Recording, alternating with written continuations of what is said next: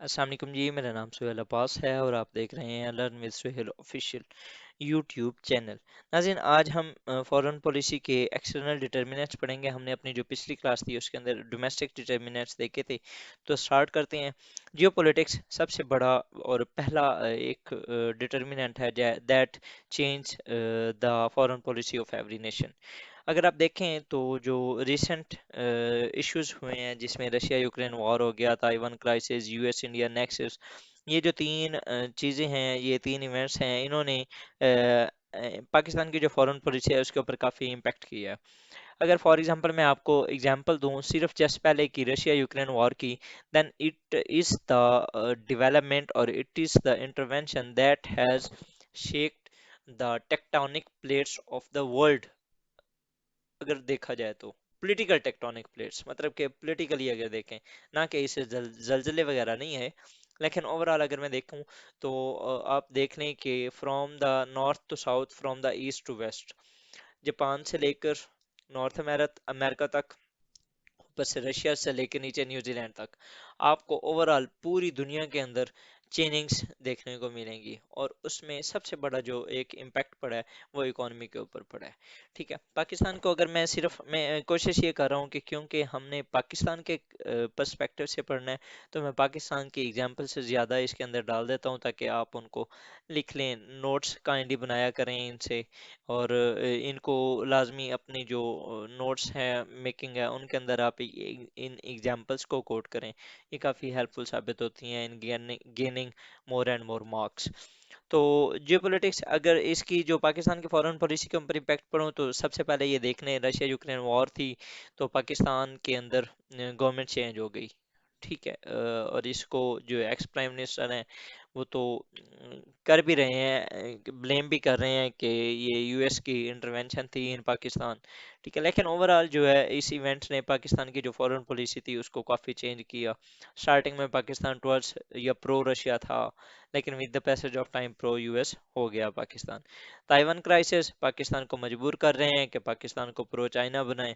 US India nexus Pakistan को again push कर रहे हैं टुवर्ड्स चाइना अगेंस्ट यूएस। ठीक है, तो जियोग्राफी और geographical location play critical role in determination of foreign policy. Prisoner of geography है बुक टीम मार्शल। अगर आप मेरे पहले वाले लेक्चर सुन रहे हैं आईआर के या ओवरऑल करंट अफेयर्स के, तो मैंने इस बुक को काफ़ी बार मेंशन किया होगा। पाकिस्तान, ये जो बुक है ये टिम मार्शल ने बेसिकली अगर देखें तो उन्होंने ना जियोग्राफी को एक कंसेप्चुअलाइज किया है। और उन्होंने कहा है कि Russia is the victim of geography. और अगर मैं देखूं इन माय ओपिनियन, वो सिर्फ उन्होंने सिर्फ रशिया के लिए भी नहीं कहा, ओवरऑल उन्होंने मुख्तलिफ कंट्रीज के लिए कहा है, जिसके अंदर उन्होंने पाकिस्तान और इंडिया को भी मेंशन किया है। And Pakistan is also a prisoner of its geography. हमें जितने भी मसाइल मिले हैं वो पाकिस्तान की जियोग्राफी की वजह से ही मिली हैं।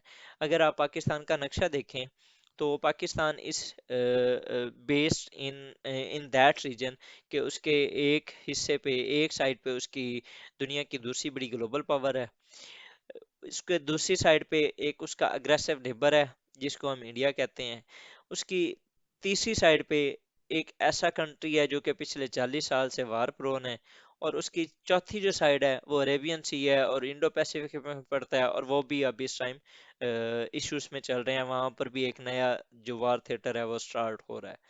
सो अगर देखा जाए तो पाकिस्तान चारों लिहाज से, चारों तरीकों से, अगर और एक एक सॉरी एक साइड में छोड़ गया ईरान, जो कि अगेन अजली दुश्मन है यूएस का। यूएस उसका अजली दुश्मन है बेसिकली अगर देखा जाए तो ये जो सारी चीजें हैं अगर आप इनको कंक्लूड करें तो Pakistan is a prisoner of its geography. हमारी जो जियोग्राफिक लोकेशन है वो बार बार हमारी जो फॉरेन पॉलिसी है उसके ऊपर काफी इम्पेक्ट करती है। अब अगर फॉर एग्जांपल चाइना के साथ यूएस का कोई मसला पड़ जाता है तो Pakistan of course will be going towards China. अगर पाकिस्तान का इंडिया के साथ कोई इशू बन जाता है तो ऑफ कोर्स फिर पाकिस्तान को ज़रूरत पड़ेगी चाइना और इंडिया सॉरी चाइना और यूएस की।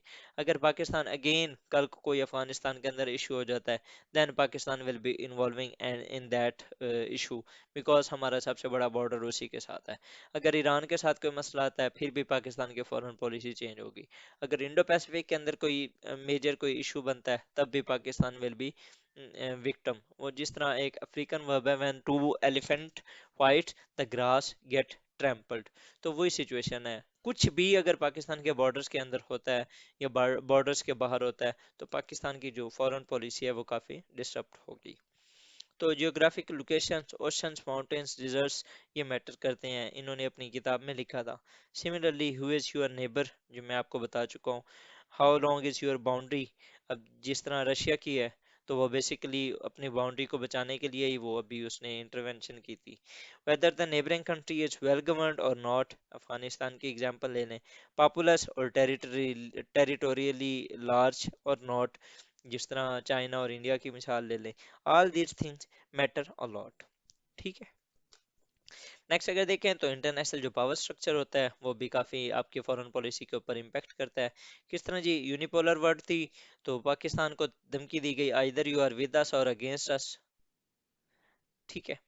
जब बाइपोलर वर्ल्ड थी तो पाकिस्तान सीटो सेंटो नैम का मेंबर बना। जब मल्टीपोलर वर्ल्ड है तो अब पाकिस्तान के अंदर एक नया एक सिचुएशन इमर्ज हो रही है, absolutely not agenda are we slave, हमारे जो एक्स प्राइम मिनिस्टर के स्लोगन्स हैं। ठीक है।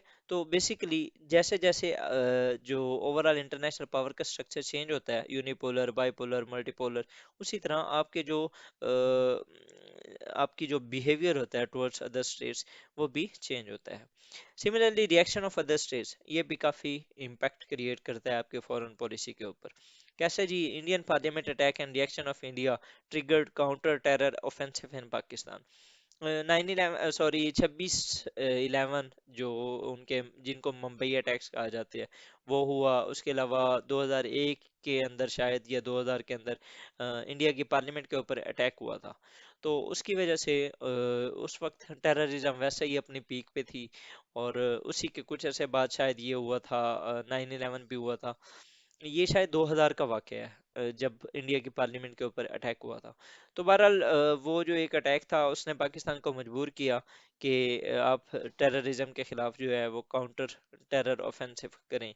Similarly Afghanistan heart of Asia conference के अंदर अफगानिस्तान के जो प्रेसिडेंट थे उन्होंने पाकिस्तान को काफ़ी कंडेम किया था कि वो किस तरह वहाँ पर रोल प्ले कर रहे हैं। बेसिकली जो गवर्नमेंट थी अशरफ गनी की थी शायद, और वो पपेट गवर्नमेंट थी ऑफ इंडिया एंड यूएस। तो देवर ऑलवेज अगेंस्ट पाकिस्तान। और वो ओवरऑल एक जो उन्होंने अपना नैरेटिव बिल्ड किया हुआ था वो उन्हीं लाइंस पे था जिन लाइंस पे यूएस और इंडिया काम कर रहे थे। नेक्स्ट देखें तो एक्सटर्नल डिटर्मिनेंट्स में FATF, Indian involvement. Pakistan FATF में 3 साढ़े 3 साल रहा, हालांकि पाकिस्तान को काफ़ी अरसे से वो निकाल दिया जाना चाहिए था एफएटीएफ की ग्रे लिस्ट से। लेकिन Indian lobby, US lobby, they were playing their role. क्या था, जो रिएक्शन ऑफ अदर स्टेट्स था पाकिस्तान की फॉरेन पॉलिसी को इम्पैक्ट करता रहा negatively. Similarly, KS stance over Kashmir and Pakistan response, we have other options। जो जब पाकिस्तान चाह रहा था कि कश्मीर के ऊपर जो ओआईसी की मीटिंग बुलाई जाए, लेकिन Saudi Arabia was reluctant due to Indian market. तो पाकिस्तान ने ये कहा था, हमारे जो शाह महमूद कुरैशी साहब थे एट देन जो फॉरेन मिनिस्टर थे, वी हैव अदर ऑप्शंस। क्या हुआ था, एक फ्रेंडली कंट्री की तरफ हमारा जो बिहेवियर था इतना हार्श हो गया था। Similarly Trump's tweet and x Pakistan की रिटालिएशन जो थी, प्राइम मिनिस्टर इमरान खान की जो रिटालिएशन थी, जब ने ट्वीट किया था 1 जनवरी शायद 2018 की ये डेट थी, जब उसने कहा था कि हमने $33 बिलियन पाकिस्तान को दिए हैं और हमें बदले में क्या मिला है, धोखा। लेकिन फिर पाकिस्तान के जो फॉरेन मिनिस्टर सॉरी पाकिस्तान के प्राइम मिनिस्टर जो थे उन्होंने भी फिर रिटालिएट किया था कि मतलब कि उन्होंने जो स्टेटमेंट दी थी, अभी एग्जैक्ट तो मुझे नहीं आइडिया, लेकिन बहरहाल उन्होंने रिटालिएट बहुत एग्रेसिवली किया था। नेक्स्ट जी, US response in 1971 war and Pakistan joining to the name. ये मैंने हिस्ट्री से एग्जांपल लिया है, किस तरह जी 1971 के अंदर पाकिस्तान को की हेल्प नहीं की गई थी बाय द यूएस, और अल्टीमेटली पाकिस्तान ने क्या किया था, सीटो सेंटो जो उसने दो अलायंस किए हुए थे, साइन किए हुए थे यूएस के साथ, उसने उन दोनों को छोड़ दिया और नॉन अलाइन मूवमेंट का मेंबर बन गया। अब क्या हुआ, पाकिस्तान ने अपनी फॉरेन पॉलिसी चेंज की by the action of any other state. ठीक है, होपफुली आज हमने जो देखे हैं जियोपॉलिटिक्स मैंने आपको बताई है, जियोग्राफी यहाँ पर आप लिख सकते हैं, जियोग्राफी बहुत इंपॉर्टेंट है, उसके अलावा इंटरनेशनल पावर स्ट्रक्चर बहुत इंपॉर्टेंट है, reaction of other states. Next अगर देखें तो जो अलायंसेस होते हैं वो भी काफ़ी इम्पेक्ट करते हैं आपके फॉरेन पॉलिसी को। किस तरह जी, नेटो। अब अगर फॉर एग्जांपल पिछले दिनों पोलैंड के ऊपर एक अटैक हुआ है, अगर यहाँ पर आर्टिकल 5 वहाँ पर वो रिवोक करते हैं तो रशिया और नेटो की वार हो सकती है। अब क्या है, एक छोटा सा इवेंट लेकिन इतना बड़ा जो एक वो है वार को ट्रिगर कर सकता है। सिमिलरली वार्स हो सकती हैं। उसके अलावा CSTO ये है, कलेक्टिव सिक्योरिटी ट्रीटी ऑर्गेनाइजेशन है, ये कंप्रिहेंसिव सिक्योरिटी ट्रीटी ऑर्गेनाइजेशन है, ये शायद इसको देख लीजिएगा। ये रशिया ने साइन किया हुआ है विद 5 नेशंस जिनमें आर्मीनिया भी एक मेंबर है और उसके अलावा 2-3 मेंबर्स हैं जो कि सेंट्रल एशियन रिपब्लिक्स हैं। तो बेसिकली क्या करते हैं कि ये जो अलायंसेज होते हैं, एक के ऊपर अगर कोई थ्रेट होता है तो बाकी सारे भी रिटालिएट करते हैं। अब हुआ क्या, ओवरऑल सब ने रिटालिएट किया, अपनी फॉरेन पॉलिसी को चेंज किया। सिमिलरली जी, Pakistan new to be alliance with Russia and China आज Pakistan to abstain from Ukraine resolution. ठीक है, अब अगर फॉर एग्जांपल देखें तो पाकिस्तान ने जो यूक्रेन की वॉर की जो रेजोल्यूशंस थी उनसे काफ़ी अवॉइड करता रहा है, या एब्सटेन किया है या फिर एब्सेंट हो गया है। ये जो इस तरह की चीज़ें हैं, ये बेसिकली क्या कर रहे हैं, पाकिस्तान के उनके साथ रिलेशंस हैं जो कि, और अलाइंसेस हैं पाकिस्तान का चाइना के साथ या रशिया की तरफ जो हमारा रोमांस बढ़ता हुआ, वो हमें मजबूर करता है कि हम इस तरह का कोई स्टेप ना लें जो कि हमें नुकसानदेह साबित हो हमारे लिए। नेक्स्ट जी, जो एक्सटर्नल डिटर्मिनेंट है इंटरनेशनल ऑर्गेनाइजेशंस, ये काफ़ी रोल प्ले करती हैं। किस तरह जी, EU and NATO influence on European foreign policy. Overall ये दोनों ही मैनेज करती हैं यूरोप की जो फॉरेन पॉलिसी है। अब ये हैं क्या, इंटरनेशनल ऑर्गेनाइजेशन है, लेकिन क्या कर रही हैं, ओवरऑल इन्फ्लुएंस कर रही हैं। सिमिलरली अगर आप UN को देख लें तो वो बहुत सी जगहों पे इम्पेक्ट करती है ओवरऑल फॉरेन पॉलिसी को। नेक्स्ट अगर देखें तो वर्ल्ड पब्लिक ओपिनियन, अफगानिस्तान वार, वियतनाम वार, ये ऑलरेडी मैं आपको एग्जांपल दे चुका हूँ। टेरिटरी, पॉपुलेशन, क्लाइमेट, डिस्टेंस, ये सारी चीज़ें मैटर करती हैं। किस तरह जी, all of the above mentioned things are powerful determinants of foreign policy. Oceans, अगर देखें तो US आइसोलेशन है। अब US की जो अगर लोकेशन देखें तो मैं एक सेकंड आपको थोड़ा सा ना होपफुली कर देता हूँ। ये है US, ठीक है, और इधर एक ओशन है और इधर दूसरा है। यहाँ पर शायद पैसिफिक है और यहाँ पर अटलांटिक, नहीं सॉरी, यहाँ पर पैसिफिक है और यहाँ पर अटलांटिक है।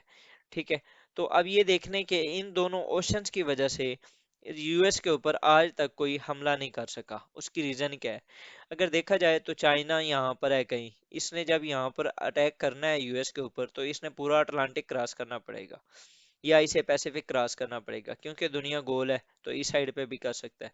तो देखें ये इतना ज्यादा इसको, जब एक 3000 माइल्स का शायद ये डिस्टेंस बनता है, जब इतना आपने लॉजिस्टिक्स वगैरह जब वहां पर पहुंचानी है तो आप देखें कि आपको कितना जो है वो रिक्वायर होगा, एक रेवेन्यू कितना दरकार होगा। इसी तरह US जो है रशिया से भी काफी दूर है, रशिया भी इसी तरह उसको काफी कुछ चाहिए होगा टू अटैक ऑन US। और US के जो नेबरिंग कंट्रीज हैं वो भी सारे इसके फ्रेंडली नेशंस हैं। तो दैट इज द रीजन कि US जो है एक आइसोलेशनिस्ट जो उसकी पॉलिसी है ना, वो सॉरी जो लोकेशन है वो बहुत मैटर करती है overall. It's becoming it's global policeman या हेजीमोन जो होता है। ठीक है, तो ये इसकी फॉरेन पॉलिसी ही ये इसकी लोकेशन ही है जो कि इसको अभी तक सेव किए हुए है। और इसी तरह यूके जो है उसके भी इसी तरह वो यहाँ पर कहीं है ऊपर की तरफ, और वहां पर उसके भी इर्द गिर्द कुछ इस तरह की है सिचुएशंस जहाँ पर वो बचा हुआ है। सिमिलरली स्विट्जरलैंड जो है उसकी टोपोग्राफी और उसके जो न्यूट्रल इफेक्टिव फॉरेन पॉलिसी है, मतलब कि उसका न्यूट्रल है ना, वो भी ओवरऑल दुनिया को ये ट्रिगर करता है कि वो उसकी तरफ आंख उठा के ना देखें।